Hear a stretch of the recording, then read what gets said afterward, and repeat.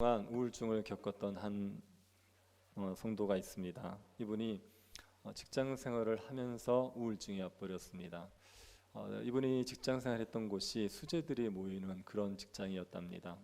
자기 밑에 부하 직원들이 아이비리그 출신인 굉장히 엘리트들, 그런 사람들을 이제 이끌고 직장 생활을 한 거죠. 그래서 직장 생활을 잘했는데 어느 날 갑자기 이제 우울감이 찾아오는 겁니다. 처음에는 굉장히 열등감이 많이 시달렸다고 합니다. 작은 실수를 하거나 다른 사람들의 작은 불평만 들어도 자기 마음속에 열등감이 막 크게 일어나는 겁니다. 자기 자신이 마치 쓰레기처럼 느껴지더라고 했습니다. 자신의 모습이 너무 못나고 추해 보여서 견딜 수가 없었습니다. 그러고 나니까 세상이 정말 다 우울해 보이는 거죠. 이분이 지냈던 곳이 한국은 아니고 외국인데 굉장히 경치가 좋은 곳입니다. 하늘을 보면 정말 청명하고 파란 하늘. 그래서 이분이 거기서 제2의 고향으로 삼고 살았으면 좋겠다고 할 정도로 그렇게 경치가 좋은 곳이었습니다. 그런데 우울증이 딱 오고 나니까 그 청명한 하늘이 잿빛으로 보이더랍니다. 그렇게 아름답던 자연들을 보는 게 조금도 아름답게 보이지를 않더랍니다. 매일매일 죽고 싶다는 생각을 하면서 살았습니다. 그렇게 12년을 우울증에 시달렸습니다. 그 우울증에 벗어나기 위해서 할 수 있는 방법들은 다 했습니다. 종교도 찾아다닐 수 있는 데는 다 찾아다녔습니다. 치료법도 할 수 있는 치료법을 다 해봤죠. 그래도 이 우울증을 벗어버릴 수가 없었습니다. 그러다가 기독교를 한번 어떤지 알아보자. 그러고 기독교에 대해서 알기려고 노력하고 성경을 읽고 그랬습니다. 그러다가 하나님을 만난 거죠. 그리고 이 우울증에서 벗어나게 되었습니다. 자신의 힘으로 벗어날 수 없는 고난, 그런 고난들이 우리의 삶에 있죠. 그때 하나님의 은혜로 구원받은 경험이 있는 그런 분들은 오늘 하는 다윗의 고백에 진심으로 아멘이 될 겁니다. 다윗이 나의 힘이신 여호와여 내가 주를 사랑하나이다 이렇게 고백하죠. 다윗이 이 고백을 한 것은 다윗이 원수들의 손에서 구원을 받았기 때문입니다. 다윗은 지금 시편 28편을 쓸 때 모든 자신의 원수들 사울의 손에서 자신이 구원받은 그 감사와 기쁨을 가지고 이 시편을 기록하고 있는 겁니다. 다윗은 원수의 손에 죽을 뻔했습니다. 4절 한번 보십시오. 사망의 줄이 나를 얽고 불의의 창수가 나를 두렵게 하였으며. 사망의 줄이 다윗을 사로잡고 있었습니다. 사망으로 끌고 가려고 다윗을 줄로 꽁꽁 묶고 데려가는 거죠. 그런데 원수들이 다윗을 죽이려고 지금 애쓰고 있는 겁니다. 그런데 이 원수들이 정당한 이유로 다윗을 죽이려는 게 아닙니다. 다윗이 잘못한 게 있어서 다윗을 해하려고 하는 게 아닙니다. 다윗은 아무런 잘못이 없습니다. 그런데 불의하게 다윗을 죽이려고 하는 거죠. 그래서 사망의 줄, 그러고 나서 불의의 창수 이렇게 얘기하죠. 불의의 창수라는 이야기는 불의를 저지르는 무리들이 홍수처럼 자신을 덮친다, 그런 의미에서 불의의 창수라고 이야기를 하는 겁니다. 5절도 보시기 바랍니다. 스올의 줄이 나를 두르고 사망의 올무가 내게 이르렀더라. 스올의 줄이 자기를 둘렀죠. 스올이라는 것은 죽은 자들의 영혼이 가는 곳이에요. 그래서 스올이라고 얘기하면 스올에 간다 이렇게 얘기하면 죽는다는 얘기죠. 지금 스올의 줄에 얽매여 있는 겁니다. 그리고 사망의 올무에 사로잡혔죠. 올가미에 콱 잡혔습니다. 사망으로 끌고 가는. 그러니 다윗이 지금 죽을 위기를 만난 겁니다. 이 두려움에서 다윗이 할 수 있는 일이 기도밖에 없습니다. 6절 보십시오. 내가 환난 중에서 여호와께 아뢰며 나의 하나님께 부르짖었더니 그가 그의 성전에서 내 소리를 들으시며 그의 앞에서 나의 부르짖음이 그의 귀에 들렸도다. 다윗이 하나님께 기도하죠. 하나님께 부르짖어 기도합니다. 다윗이 이 위기 속에서 하나님을 찾은 이유가 무엇이겠습니까? 그것은 하나님에 대한 신뢰 때문입니다. 하나님이 어떤 분인지 다윗이 알고 있고 하나님을 의지해야겠다, 그런 생각으로 하나님께 기도하죠. 다윗이 아는 하나님은 2절에 묘사가 되어 있습니다. 2절 한번 보십시오. 여호와여 나의 반석이시요 나의 요새시요 나를 건지시는 이시요 나의 하나님이시요 내가 그 안에 피할 나의 바위시요 나의 방패시요 나의 구원의 뿌리시요 나의 산성이시로다. 다윗이 하나님을 비유하는데 7가지의 비유를 합니다. 반석, 요새, 건지시는 이, 바위, 방패, 구원의 뿔, 산성, 이렇게 7가지의 비유를 하고 있습니다. 이 중에 5가지는 사람들을 보호하는 보호물들입니다. 반석이라는 것은 바위 틈에 있는 동굴 아닙니까? 이거는 자연 보호물이죠. 사람이 인위적으로 만든 것 아니고 자연적으로 생겨난 피신처입니다.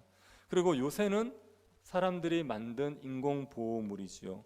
방패는 적의 무기로부터 우리를 군사를 보호해주는 무기입니다. 산성도 적으로부터 보호해주는 것입니다. 이렇게 5가지는 보호물의 이미지가 있습니다. 그리고 2가지는 구원자의 이미지가 있습니다. 나를 건지시는 분, 구원의 뿔, 이렇게 얘기하는 것은 하나님이 나의 구원자다, 이런 고백을 하는 거죠. 다윗은 하나님이 자신의 보호자다, 그리고 자신의 구원자다, 이렇게 믿고 있습니다. 하나님께 구하면 하나님이 자신의 기도를 들으시고 구원하실 거라는 확신도 가지고 있죠. 3절을 한번 보십시오. 내가 찬송받으실 여호와께 아뢰리니 내 원수들에게서 구원을 얻으리라. 찬송받으실 여호와께 내가 아뢰면 하나님이 나를 원수의 손에서 건져주실 거야, 이 확신이 다윗에게 있는 겁니다. 우리가 기도할 때요, 응답에 대한 확신이 굉장히 중요합니다. 기도는 열심히 하는 것으로 응답받는 거 아닙니다. 기도는 잘하는 것으로 응답받는 거 아닙니다. 화려한 미사여구를 나열하고 사람들 듣기에 정말 감동적으로 기도해도요, 믿음이 없으면 응답이 안 되죠. 근데 정말 더듬더듬 정말 어눌한 말로 기도해도 믿고 기도하면 하나님이 응답을 주시는 거죠. 하나님이 나를 건져내신다, 이걸 확실하게 믿어버리면 우리가 어설프게 기도하고 좀 부족하게 기도해도 하나님께서 응답해 주시는 겁니다. 그래서 기도에는 응답하실 거라는 믿음이 제일 중요합니다. 다윗이 지금 그 믿음을 갖고 있는 거예요. 하나님께서 나를 건져내실 거다, 나를 구원하실 거다, 이 믿음이 갖고 있는 겁니다. 이런 믿음은 어디에서 어떻게 잘 생기냐면 자꾸 체험해 보면 그게 제일 좋은 방법입니다. 기도를 하고 하나님 응답하시는 게 있잖아요. 그러면 그 응답을 경험하게 되면 하나님에 대한 신뢰가 자라가게 되어 있습니다. 기도해도 아무 응답을 못 받으면요, 기도하기에 힘이 빠지죠. 근데 할 때마다 하나님께서 응답을 해주시면 그러면 그 믿음이 자라가게 되지요. 그래서 거창한 기도 아니라도 좋습니다. 이게 세계의 평화를 위해서 그렇게 안 하셔도 됩니다. 그냥 작은 거라도 자꾸 하나님을 의지하십시오. 어떤 분들은 보니까 분명히 바늘을 어디 뒀어요. 근데 아무리 생각해도 생각이 안 나는 겁니다. 그런 경험 있지 않습니까? 그때 이제 하나님 앞에 기도하는 거예요. 하나님, 그게 어디 있습니까? 그래서 기도하다가 보면 어디 있을 거라고 알려주면 탁 찾았다, 그런 경험 있다고 간증하시는 분도 있더라고요. 그러니까 작은 거라도 괜찮습니다. 그럴 때 하나님 앞에 자꾸 의지하면서 기도하셔서 확 응답을 경험하시면 그러면 하나님이 나를 사망의 올무에서도 건져내신다, 이런 믿음이 생기게 되어 있습니다. 다윗이 그 믿음 가지고 하나님 앞에 기도하는 거죠. 이때 하나님 앞에 기도했을 때 다윗에게 하나님이 2가지로 응답하십니다. 첫 번째는 다윗을 보호해 주세요. 하나님이 나의 반석입니다, 하나님 나의 요새입니다, 나의 산성입니다, 이렇게 믿고 간구했지 않습니까? 그래서 하나님께서 다윗을 보호하신다고요. 악한 자들이 손대지 못하도록 보호하십니다. 다윗이 사울을 피해서 광야를 떠돌 때 그때 그 나발이라는 사람의 양을 돌봐준 적이 있습니다. 이제 광야에서 양을 칠 때 나발의 양들을 옆에서 좀 도와줬죠. 그리고 이제 나발이 양털 깎을 때 그때 다윗이 소년들을 보내서 좀 호의를 베풀어 달라 그래요. 다윗이 돌봐준 게 있기 때문에 호의를 베풀어 달라 그러면 나발이 기꺼이 호의를 베풀어 줘야 됩니다. 그런데 이 나발이 다윗을 무시해버려요. 그리고 호의를 거절해버립니다. 이것 때문에 나발이 다윗이 분노했다고요. 그래서 다 쓸어버리겠다, 다 죽이겠다, 그리고 달려가는데 나발의 아내 아비가일, 이 사람이 이 다윗을 만나는 거죠. 그리고 다윗을 설득합니다. 그때 아비가일이 다윗에게 한 말이 있습니다. 사무엘상 25장 29절입니다. 사람이 일어나서 내 주를 쫓아 내 주의 생명을 찾을지라도 내 주의 생명은 내 주의 하나님 여호와와 함께 생명사계 속에 쌓였을 것이요. 제가 요 구절이 너무 좋아가지고 다른 사람들을 위해 기도할 때 자주 많이 하는 기도입니다. 하나님이 생명사계 안에 다윗의 생명을 쌌대요. 하나님의 품 안에 생명사계가 있습니다. 주머니 같은 게 있죠. 거기에 다윗의 생명을 딱 넣고 계세요. 누가 건드립니까? 하나님이 딱 생명사계 안에 싸고 있는데, 그럼 약한 자가 손대지 못하는 거죠. 하나님께서 다윗을 그렇게 보호하신다고요. 환난 가운데 부르짖으면 원수가 둘러싸고 있는데도 부르짖으면 하나님께서 생명사기 안에 탁 품어서 보호해버립니다. 그러니 악한 자들이 다윗에게 손을 못 대는 그런 일들이 벌어지는 거죠. 다윗이 하나님 앞에 기도할 때 그렇게 보호의 은혜를 베풀어 주십니다. 그리고 두 번째로 다윗은 하나님은 다윗의 원수를 치시지요. 7절 보십시오. 이에 땅이 진동하고 산들의 터도 요동하였으니 그의 진노로 말미암음이로다. 다윗이 하나님 앞에 원수들 때문에 부르짖자 하나님께서 땅을 진동시켜 버립니다. 지진을 일어나게 만들어 보시는 거죠. 땅을 흔들어 대시면서 하나님께서 진노를 표현하시는 겁니다. 8절도 보십시오. 그의 코에서 연기가 오르고 입에서 불이 나와 사름이여 그 불에 숯이 피었도다. 이거는 이 구절을 보면 연상되는 전설성의 동물이지 않습니까? 뭐 같아 보입니까? 용 같아 보이지 않습니까? 코에서 이제 콧김이 확 나는 거예요. 입에서 불이 막 나는 겁니다. 그렇게 분노한 용처럼 하나님께서 화를 내시는 거죠. 진노하시는 겁니다. 여러분, 다윗을 건드렸는데 하나님께서 이렇게 진노하세요. 땅을 흔들어 대시고 그리고 분노한 용 같은 모습으로 진노하시는 겁니다. 하나님이 얼마나 다윗을 사랑하시는지 알 수가 있죠. 세상이 신자들 만만하게 생각해서 건드릴 수 있어요. 뭐 이게 힘없는 연약한 성도들 그리고 마음대로 할 수 있습니다. 그러면요 하나님이 땅을 진동시키십니다.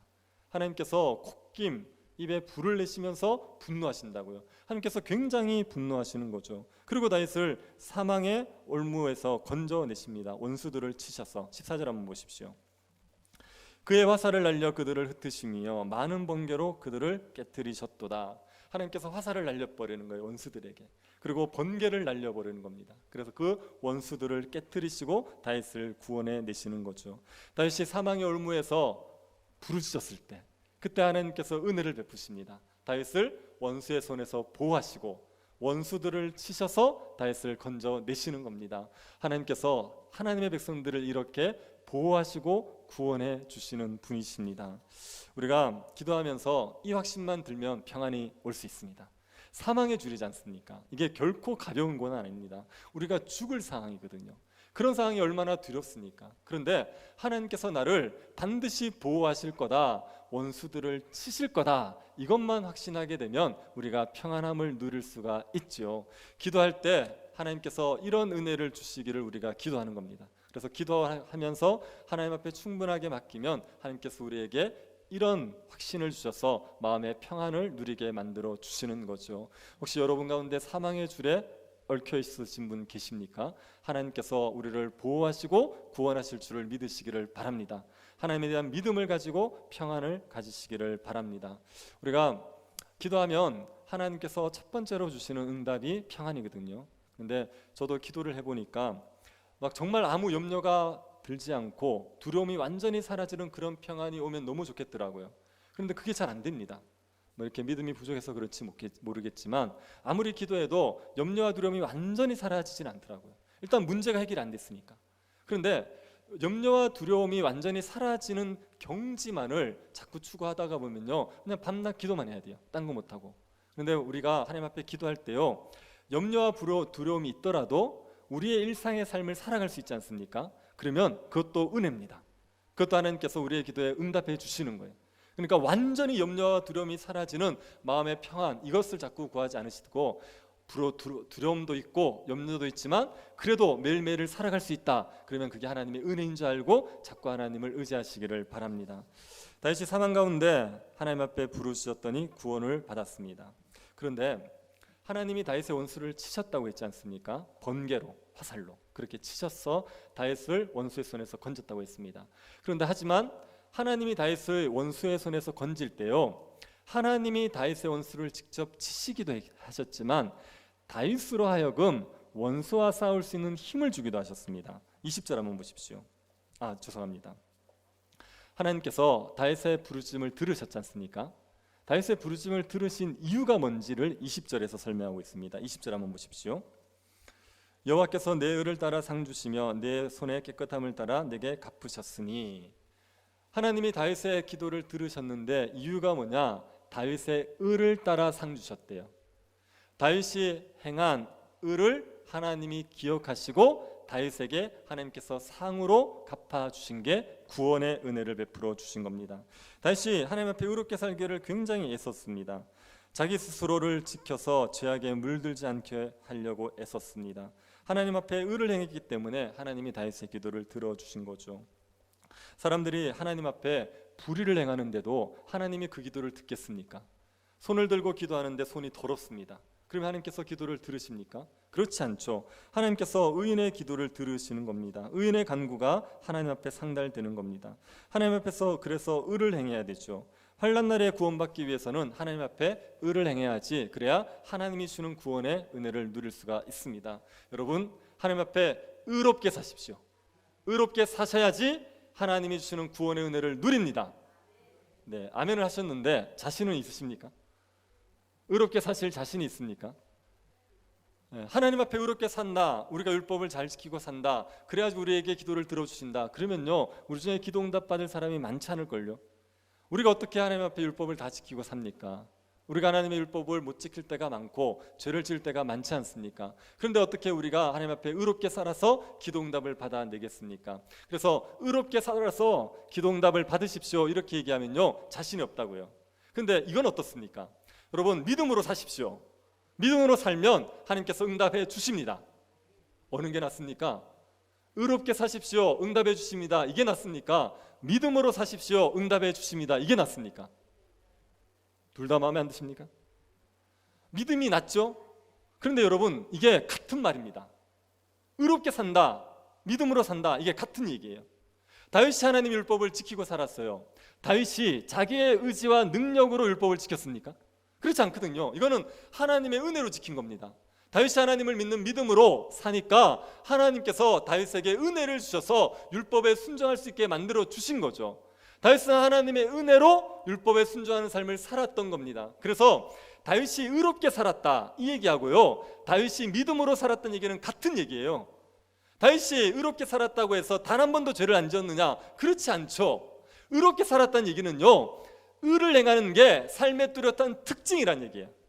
그 사람이 단 한 번도 죄를 짓지 않고 단 한 번도 불을 행하지 않은 사람을 의롭게 살았다 얘기하는 게 아니라 그의 삶의 전반적인 특징이, 전반적인 방향이 뭐냐? 의를 행하는 겁니다.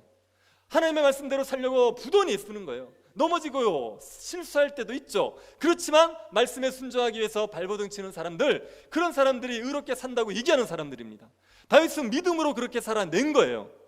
그러니 우리도 마찬가지입니다. 우리도 예수 그리스도를 믿고 살아가면 우리가 의를 행하는 자가 됩니다. 그렇게 되게 되어 있다고요. 예수를 믿는 믿음이 진짜면 반드시 의를 행하게 되어 있습니다. 믿음이 가짜면요, 의를 행할 수가 없어요. 예수를 안 믿는데 어떻게 우리가 말씀에 순종합니까? 이거는 되지 않는 문제입니다. 하지만 예수 그리스도를 믿는 믿음 안에 살아가면 그 사람은 성령의 은혜 가운데 율법을 지키고 살죠. 율법을 지키는 게 뚜렷한 삶의 특징이 되는 삶을 살아갑니다. 그러면 그런 자의 기도를 하나님께서 들어주시는 거죠. 우리가 잘 못 살아갈 수 있습니다. 그런데 여러분, 예수님을 믿는 게 확실하십니까? 그러면 하나님이 기도를 들으신다고요. 나의 어떤 의로움 때문이 아니라 예수 그리스도를 믿는 믿음 때문에 기도를 들어주십니다. 내가 잘 못 산 것 때문에 하나님이 나를 싫어하실 거라는 생각이 드십니까? 좋은 방법이 있습니다. 잘못 산 걸 회개하세요. 그러면 됩니다. 내가 엉텅이같이 살았는데 지금 와서 하나님 앞에 도움을 구하려니까 마음에 찔림이 있다. 그러면요, 잘못했다고 얘기하시면 돼요. 하나님, 제가 잘못했습니다. 이런 죄를 지었습니다. 제가 그 죄를 끊겠습니다. 선하게 의롭게 살기를 힘쓰겠습니다. 저에게 긍휼을 베풀어 주십시오. 그렇게 하시면 됩니다. 우리의 믿음이 중요한 거예요. 우리가 예수 그리스도를 믿고 하나님을 믿는 믿음으로 하나님께 간구하는 자가 중요한 겁니다. 그러니 죄가 있으면 그 죄를 회개하시고 예수 그리스도를 의지하셔서 간구하시면 성도들의 기도는 누구라도 하나님께서 들어주시게 되어 있습니다. 우리는 부족해서 내 기도는 잘 들어주지 않을 거라는 생각 자체를 버리십시오. 예수 그리스도를 믿으시면 그 기도를 얼마든지 들어 응답해 주시는 겁니다. 하나님께서 다윗의 기도를 들어주셨죠. 다윗이 믿음으로 의롭게 살았더니 하나님께서 다윗의 기도를 들어주셨습니다.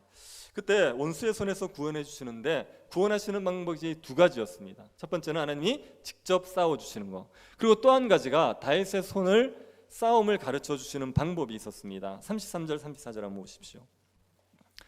나의 발을 암사슴발 같게 하시며 나를 나의 높은 곳에 세우시며 내 손을 가르쳐 싸우게 하시니 내 팔이 놋활을 당기도다. 하나님이 다윗의 발을 암사슴의 발같이 되게 했습니다. 암사슴의 발은 험한 곳도 잘 달린다는 의미입니다. 암사슴들이 험한 바위들을 얼마나 잘 다닙니까? 그래서 험한 바위를 넘어서 높은 곳으로 올라갈 수 있죠. 하나님께서 다윗의 발을 그렇게 만들어 줬다는 거예요. 어렵고 힘든 일도 잘 딛고 넘어서서 그래서 높은 곳에 오를 수 있는 그런 발을 만들어 주셨다는 얘기입니다. 그리고 다윗의 손을 가르쳐 싸우게 하셨어요. 다윗에게 싸우는 방법을 알려주셨습니다. 어떻게 칼을 쓰는지, 어떻게 창을 쓰는지 이런 걸 알려주신 거예요. 그리고 다윗의 팔이 놋활을 당기게 했습니다. 놋활이라는 것은 엄청나게 무거운 것이고 이거는 사람이 웬만해서는 당길 수 없는 활입니다. 그런데 다윗이 그 활을 당길 수 있게 만들어 주셨어요. 활을 당기는 법을 가르쳐 주시고 당길 수 있는 힘을 허락해 주신 겁니다. 39절도 한번 보시겠습니까? 주께서 나를 전쟁하게 하려고 능력으로 내게 띠띠우사 일어나 나를 치는 자들이 내게 굴복하게 하셨나이다. 하나님께서 나를 전쟁하게 하려고 능력으로 띠를 띄워주신 거예요. 하나님께서 전쟁할 수 있는 능력을 허락해 주신 겁니다. 그것 때문에 다윗은 원수들과 싸움에서 승리할 수 있게 되었습니다. 하나님이 다윗의 부르짖음에 응답하셔서 원수들에게 직접 번개를 날리시고 화살을 날리기도 하셨어요. 하지만 다윗에게 원수와 싸워서 이길 수 있는 법을 가르쳐줘서 싸움을 가르쳐줘서 원수를 이기게도 만들어 주신 겁니다. 우리는 어느 게 좋습니까? 하나님이 직접 싸워주시는 게 좋습니까? 우리가 싸우는 법을 가르쳐주시는 게 좋습니까? 직접 싸워주시는 게 좋죠. 대부분이 그렇게 기도를 하면 그런 일이 있을 걸 기대합니다. 내가 수고하고 내가 애쓰는 것보다 하나님 해결을 다 해줘버리면 좋겠어. 나를 괴롭히는 그 사람 하나님께서 알아서 다 해결해 주고, 내가 힘들어서 못하는 문제 하나님께서 저절로 해주시고, 이걸 기대합니다. 저는 이제 애들 많이 가르쳐 봤으니까 애들이 시험 앞두고 기도를 많이 하죠. 그러면 어떤 걸 기대하냐면 자기가 공부하지 않은 것을 맞출 수 있는 걸 기대하게 되어 있어요. 그게 하나님의 이적적인 도움이라고 생각합니다. 그런데 그렇지 않고 하나님이 공부하게 하는 법을 가르쳐 주는 것도 하나님의 도우심이에요. 하나님 그렇게 우리에게 싸우는 방법을 가르쳐 주셔서 우리가 원수를 이기게 하시는 일들을 많이 행하시게 되어 있습니다. 그러니 이런 하나님의 역사가 있다는 것을 기억하십시오. 제가 제 경험을 하나 말씀드리면 교목으로 제가 있었어요. 학교에서 애들이 이제 교목 그러면 학교 목사거든요. 그런데 이게 학교 나문주라는 그런 이제 불신 애들에게 이렇게 가르치는 거예요. 그래서 제가 수업을 일주일에 5시간을 수업을 들어갔는데 이게 교회를 생전 안 다니는 애들 아닙니까? 완전 불신자들은 말이에요. 그런 애들을 데리고 성경 수업을 해야 되는 겁니다. 이게 교회에서 예수 믿는다고 앉아 있는 사람들에게 설교하는 것도 쉽지 않은데, 그런데 전혀 예수를 안 믿는 그런 애들에게, 그것도 중학생들, 사람 아닌 중학생들에게 이걸 가르친다는 게 얼마나 어려워요. 근데 첫 해는 정말 못 모르고 했어요. 그리고 애들도 나름대로 잘 들었어요. 근데 2-3년 지나니까요, 애들이 뭔 얘기를 해도 안 듣는 겁니다. 그러니까 제가 수업을 하러 들어가면 아예 엎어져 자는 애들이 있어요. 그리고 자기가 공부하고 싶은 거 공부하는 애들이 있습니다. 그런 애들은 그래도 양반이에요. 제가 들어가도 사람 취급 안 하고 혼자 떠드는, 다른 친구랑 떠드는 애들이 있습니다. 그런 애들이 있으니까 잘 들어도 수업이 어려운데 안 듣는 애들이 있으니까 수업이 얼마나 어려워요. 그래서 제가 학교를 가기 싫더라고요. 제가 학교 와서 수업을 해야 되는데 학교가 빨간 날이면요 얼마나 좋은지요. 할렐루야가 막 절로 나오고 오늘은 학교 안 가도 되는구나. 너무 좋더라고요. 그래서 기도를 많이 했습니다. 하나님 제발 좀 이 문제를 해결해 달라고 기도를 많이 했죠. 그래서 제가 기도하면서 기대했던 것은 기도를 열심히 하고 들어가면 애들이 갑자기 수업에 집중하는 거예요. 그리고 잘 듣고 그리고 막 은혜 받는 표정을 하는 거예요. 저는 그런 일들이 일어나기를 기대하고 많이 기도했어요. 아무리 기도해도 그런데 그런 일이 안 일어나요. 아예 여전히 안 듣는 애들 안 듣는 겁니다. 근데 자꾸 기도를 하다 보니까 하나님께서 저에게 수업의 방법을 가르쳐 주시더라고요. 그러니까 얘들은 전혀 교회를 안 다니는 애들 아닙니까? 그래서 저는 이제 성경을 가르치고 싶으니까 성경 이야기를 시작하는 거예요. 근데 성경 이야기만 하면 딴짓을 하는 겁니다. 성경에 대해 조금도 관심이 없으니까. 그래서 제가 이 아이들이 관심 있는 것부터 시작하기 시작했어요. 얘들이 좋아하는 것들, 그런 얘기들을 한 15분씩 20분씩 하는 겁니다. 그러고 나서 성경 이야기로 끌어가는 방식으로 이렇게 바꿨죠. 그랬더니 애들이 그래도 수업을 좀 듣는 거예요. 그래도 애들이 이제 수업 시간에 참여를 좀 하는 겁니다. 그래서 그렇게 저에게 싸우는 법을 가르쳐 주셔서 그런 문제를 해결했던 적이 있습니다. 여러분, 이게 하나님의 일하시는 방식이라는 것을 기억하십시오. 여러분에게 문제들이 있을 거라고요. 그래서 마법적으로 마술적으로 그게 사라지기만을 기대하지 마시고 여러분이 그 문제를 해결할 수 있는 방법을 하나님이 알려주시게 되어 있습니다. 그러니까 어떻게 해야 될지를 지혜를 구하시고 하나님의 도우심을 구하셔야 돼요. 그래서 이게 자꾸 이렇게 기도를 하다 보니까요, 해달라는 기도를 해야 되지 않습니까? 근데 해달라는 기도보다 알려달라는 기도를 많이 하게 되더라고요. 실제로 문제가 너무 많으니까. 그러니까 하나님 어떻게 하면 좋습니까? 지혜를 구하는 기도를 너무 많이 하게 되더라고요. 그래서 지혜를 구하면 하나님께서 우리에게 싸우는 법을 알려주십니다. 그래서 원수와 싸워 이기게 만들어 주십니다. 하나님이 직접 치셔서 화살과 번개로 치셔서 원수를 멸하시는 것도 하나님의 역사고요, 우리에게 싸우는 법을 가르쳐 주셔서 전쟁에서 이기게 하는 것도 하나님의 역사입니다. 이 두 가지를 같이 인정하셔서 하나님께서 이 두 가지로 응답하신다는 것을 기억하십시오. 그래서 여러분이 도무지 할 수 없는 문제는 하나님이 직접 해결해 주시기를 기도하십시오. 그런데 여러분이 해야 될 일들이 있을 겁니다. 그럴 때는 싸우는 법을 알려달라고, 하나님 제가 어떻게 하면 좋겠냐고. 그래서 하나님 앞에 지혜를 구하셔서 여러분이 싸우는 법을 배우셔서 원수와 싸워 이기시기를 바랍니다.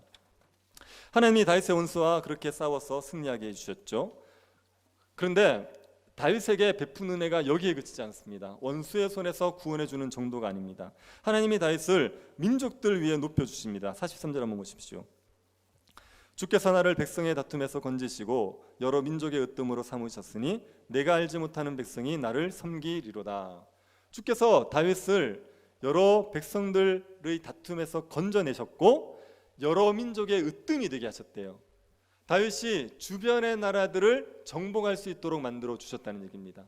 그래서 열왕기 사무엘하 8장을 보면 다윗이 이스라엘 인근의 나라들을 대부분 굴복시켜 버립니다. 남쪽, 동쪽, 북쪽에 있는 나라들을 다 굴복시키고 그들에게 조공을 받고 그들을 점령한단 말입니다. 하나님께서 다윗을 모든 민족들 중에 으뜸이 되도록 만들어 주셨던 겁니다.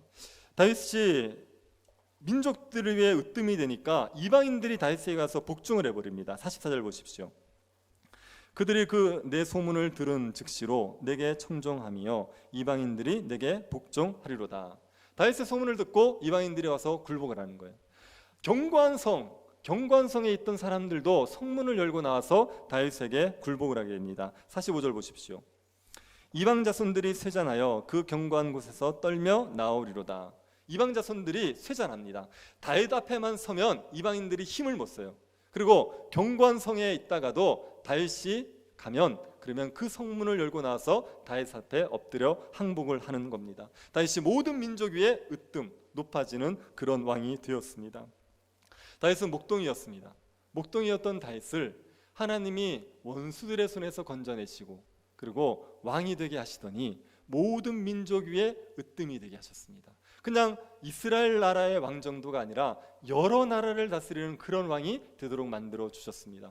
이 정도 되면 하나님을 찬양할 만하지 않습니까?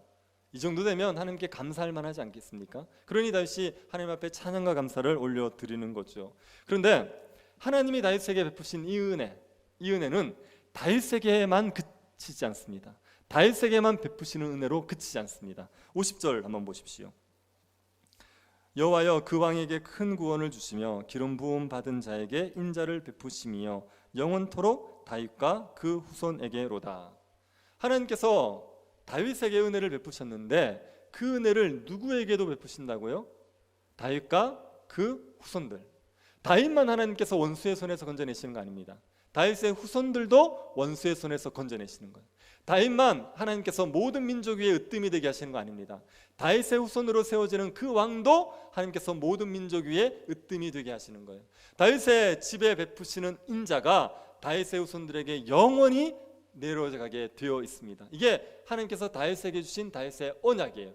너의 후손들에게 내가 인자를 베풀겠다, 이런 언약을 베풀어 약속해 주셨습니다.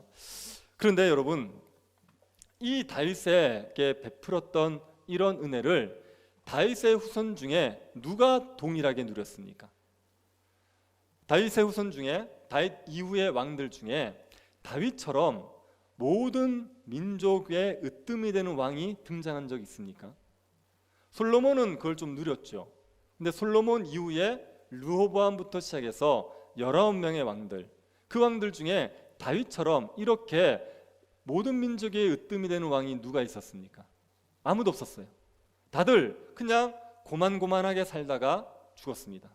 그리고 어떤 왕들은 악하게 행하다가 죽었고, 그러니까 다윗의 후손 중에 다윗이 누렸던 것 같은 은혜를 누렸던 그런 후손이 없었죠. 그러면 하나님께서 이런 인자를 베푸겠다고 하신 약속은 어떻게 됩니까? 이게 누구에게서 이루어지겠습니까? 예수 그리스도. 다윗의 후손이신 예수 그리스도에게 이게 이루어지는 거예요. 그래서 시편 18편의 이 고백은요, 다윗이 자기의 삶에 일어났던 그 일에 대한 고백이지 않습니까? 이거는 예수 그리스도에게 일어날 일에 대한 예언이기도 해요. 다윗의 후손으로 오시는 한 분 예수 그리스도, 그분에게 이 하나님, 이 다윗에게 겪었던 일이 동일하게 일어날 거다, 이것을 예언하는 것이기도 합니다. 예수 그리스도도 사망의 올무에 걸리셨죠. 예수 그리스도는 아예 돌아가셨습니다. 십자가에서 죽으셨어요. 그런데 하나님께서 그 예수 그리스도를 다시 살려내시지 않습니까? 예수 그리스도를 무덤에서 건져내셨다고요. 이유는요, 예수 그리스도는 의를 행하신 분입니다. 예수 그리스도는 율법을 단 한 번도 어기지 않으셨어요. 다윗이 의롭게 살았다고 얘기하지만 다윗보다 더 의로웠던 분이 예수 그리스도입니다. 의를 행하신 예수 그리스도시기 때문에 하나님께서 예수 그리스도를 사망의 줄에서 건져내시죠. 살려내셨습니다. 그리고 어디로 세우셨습니까? 하나님 보좌 우편, 만물을 통치하시는 왕의 자리에 세우셨습니다. 모든 민족들을 다스리는 왕이 되게 만들어 주신 거예요. 이 예수 그리스도 앞에 이방인들이 굴복하게 되어 있습니다. 예수 그리스도를 모르던 자들도 예수 그리스도의 이름의 이야기를 들으면 그 복음 앞에 엎드려 굴복하고 예수 그리스도를 섬기게 되는 거죠. 견고한 성에 있던 자들도 다 나와서 예수 그리스도의 이름 앞에 굴복하게 되어 있습니다. 예수 그리스도가 모든 민족을 다스리는 왕으로서 이 땅을 통치하게 되는 거죠. 하나님이 다윗을 민족 위에 으뜸이 되게 하셨던 그 하나님께서 예수 그리스도를 모든 나라 위에 왕으로서 세워주시는 거죠. 이것을 지금 이 시편 18편에서 다윗이 미리 예언하고 있는 겁니다. 그래서 예수 그리스도에게서 이 예언이 이루어졌고, 예수 그리스도는 모든 민족의 으뜸이 되셔서 지금도 세상을 통치하고 계시는 겁니다. 그 예수 그리스도와 교회가 연합한 존재예요. 예수 그리스도가 하나님 보좌 우편에서 왕노릇하죠. 우리도 예수 그리스도와 연합했기 때문에 교회도 하나님 우편에서 왕노릇합니다. 그러니 교회도 다윗에게 주셨던 하나님의 은혜를 얼마든지 누릴 수 있는 존재예요. 교회가 하나님 앞에 부르짖어 기도하면, 사망의 올무가 교회를 삼킬 때 교회가 하나님 앞에 부르짖어 기도하면 하나님이 보호하시게 되어 있습니다. 하나님이 구원하시게 되어 있습니다. 하나님의 은혜 가운데 교회는 모든 열방에 우뚝 서서 사람들을 예수 그리스도로 이끄는 제사장 나라의 사명을 감당하며 살아갈 수 있는 존재입니다. 그 누가 교회를 해치겠습니까? 그 누가 교회를 해방하겠습니까? 원수들이 아무리 발버둥을 쳐도 교회는 원수들을 이기고 반드시 예수 그리스도 이름을 영화롭게 만들어낼 수가 있습니다. 예수 그리스도 안에서 교회가 이런 다윗과 같은 하나님의 은혜를 누리는 존재가 되었다는 것을 믿으시기를 바랍니다. 이걸 믿고 두 가지를 하세요. 첫 번째는 환난이 올 때 부르짖으십시오. 어려움이 오면 무조건 기도하십시오. 하나님 앞에 도움을 구하시면 됩니다. 하나님께서 우리에게 해결하지 못할 문제가 뭐가 있겠습니까? 죽음의 문제를 해결하시는 분이 우리 하나님이라면서요. 스월에서 우리를 건져내실 수 있다면서요. 그 하나님이 우리에게 해결할 수 없는 문제가 없습니다. 그러니 염려하고 계시지 마시고 그 시간에 하나님 앞에 기도하십시오.